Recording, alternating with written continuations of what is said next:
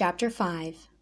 That little Arliss, if he wasn't a mess, from the time he'd grown up big enough to get out of the cabin, he'd made a practice of trying to catch and keep every living thing that ran, flew, jumped, or crawled.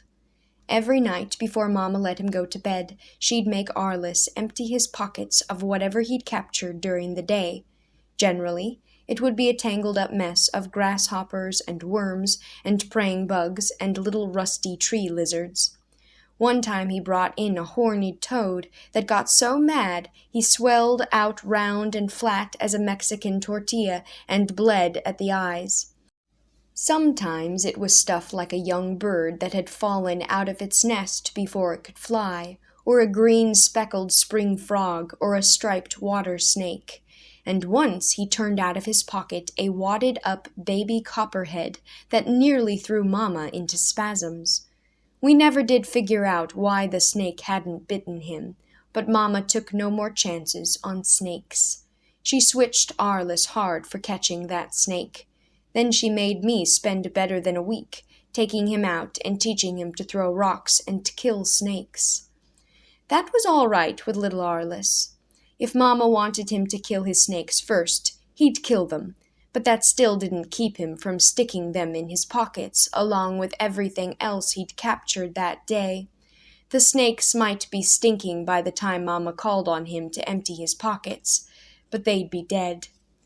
Then, after the yeller dog came, little Arliss started catching even bigger game, like cottontail rabbits and chaparral birds and a baby possum that sulked and lay like dead for the first several hours until he finally decided that Arliss wasn't going to kill him.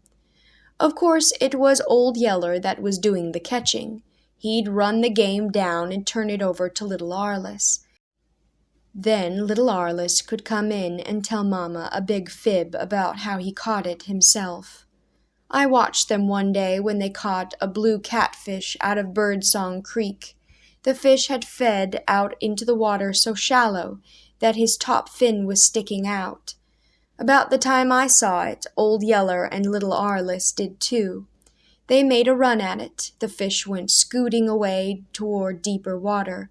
Only Yeller was too fast for him. He pounced on the fish and shut his big mouth down over it, and went romping to the bank, where he dropped it down on the grass and let it flop. And here came little Arliss to fall on it, like I guess he'd been doing everything else. The minute he got his hands on it, the fish finned him, and he went to crying. But he wouldn't turn the fish loose. He just grabbed it up and went running and squalling toward the house, where he gave the fish to Mama. His hands were all bloody by then, where the fish had finned him. They swelled up and got mighty sore. Not even a mesquite thorn hurts as bad as a sharp fish fin when it's run deep into your hand. But as soon as Mama had wrapped his hands in a poultice of mashed-up prickly pear root to draw out the poison, little Arliss forgot all about his hurt. And that night, when we ate the fish for supper, he told the biggest windy I ever heard about how he'd dived way down into a deep hole under the rocks and dragged that fish out and nearly got drowned before he could swim to the bank with it.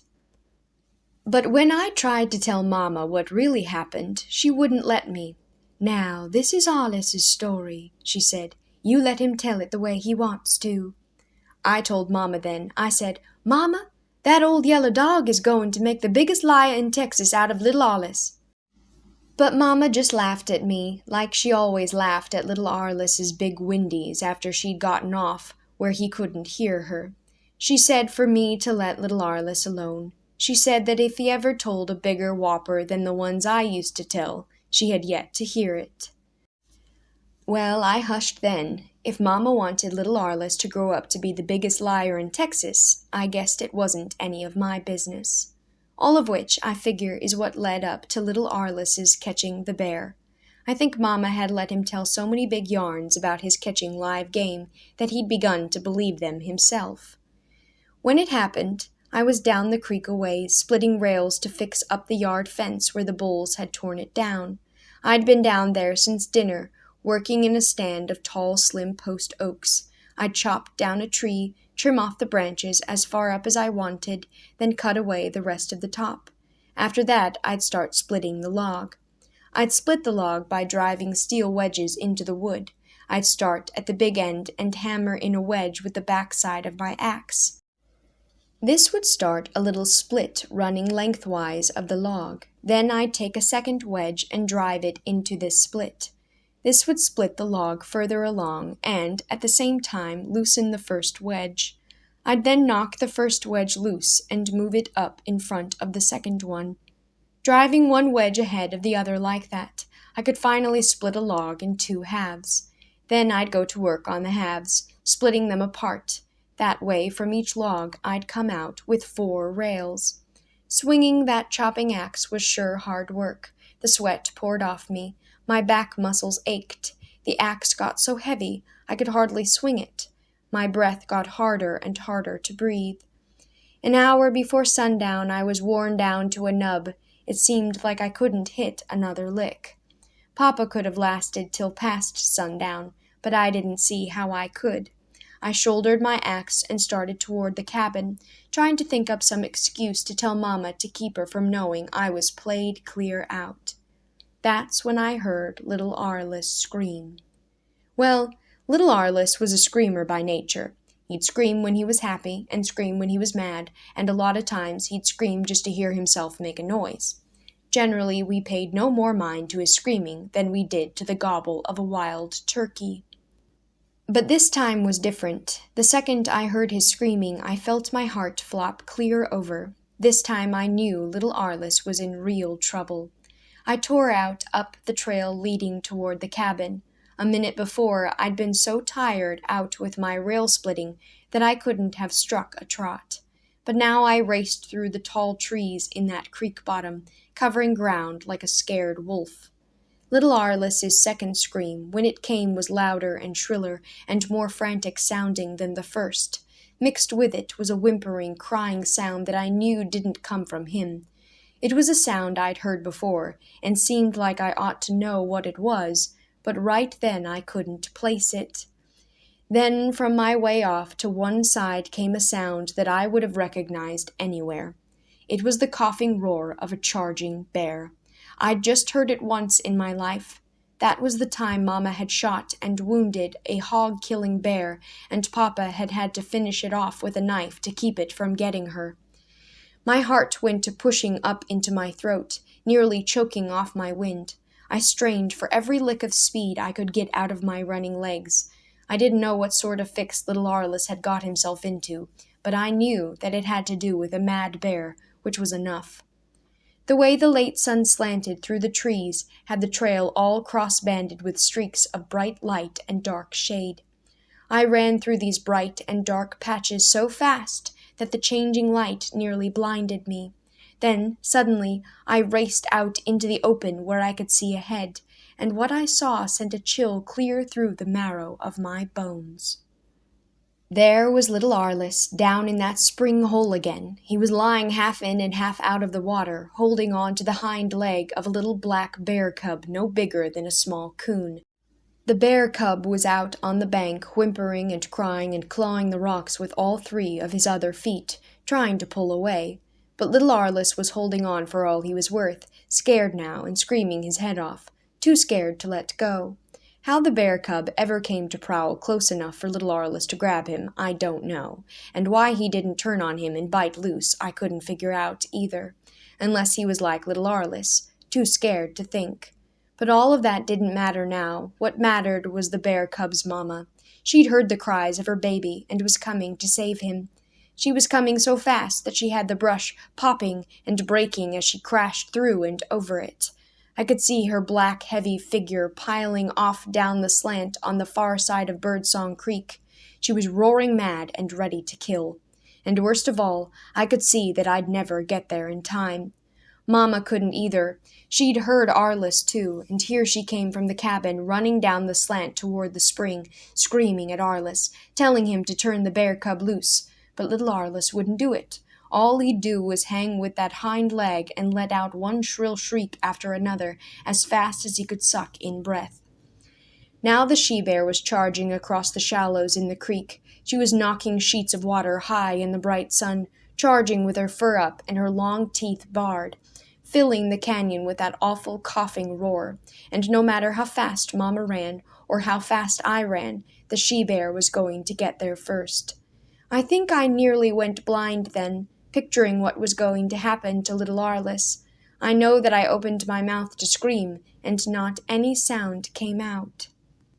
Then, just as the bear went lunging up the creek bank toward little Arliss and her cub, a flash of yellow came streaking out of the brush. It was that big yeller dog. He was roaring like a mad bull. He wasn't 1/3 as big and heavy as the she-bear, and when he piled into her from one side, he rolled her clear off her feet. They went down in a wild, roaring tangle of twisting bodies and scrambling feet and slashing fangs. As I raced past them, I saw the bear lunge up to stand on her hind feet like a man, while she clawed at the body of the yeller dog hanging to her throat. I didn't wait to see more. Without ever checking my stride, I ran in and jerked little Arliss loose from the cub. I grabbed him by the wrist and yanked him up out of that water and slung him toward Mama, like he was a half-empty sack of corn. I screamed at Mama, "Grab him, Mama! Grab him and run!" Then I swung my chopping axe high and wheeled, aiming to cave in the she-bear's head with the first lick. But I never did strike. I didn't need to.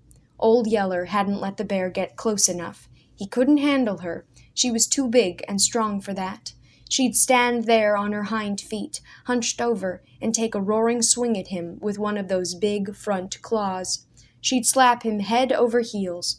She'd knock him so far that it didn't look like he could possibly get back there before she charged again, but he always did. He'd hit the ground running, yelling his head off with the pain of the blow. But somehow he'd always roll to his feet, and here he'd come again, ready to tie into her for another round. I stood there with my axe raised, watching them for a long moment. Then, from up toward the house, I heard Mama calling, "Come away from there, Travis! Hurry, son, run!" That spooked me. Up till then, I'd been ready to tie into that bear myself. Now suddenly, I was scared out of my wits again. I ran toward the cabin. But like it was, Old Yeller nearly beat me there. I didn't see it, of course, but Mama said that the minute Old Yeller saw we were all in the clear and out of danger, he threw the fight to that she-bear and lit out for the house. The bear chased him for a little piece, but at the rate Old Yeller was leaving her behind, Mama said it looked like the bear was backing up. But if the big yeller dog was scared or hurt in any way when he came dashing into the house, he didn't show it. He sure didn't show it like we all did. Little Arliss had hushed his screaming, but he was trembling all over and clinging to Mama like he'd never let her go. And Mama was sitting in the middle of the floor, holding him up close and crying like she'd never stop. And me, I was close to crying myself.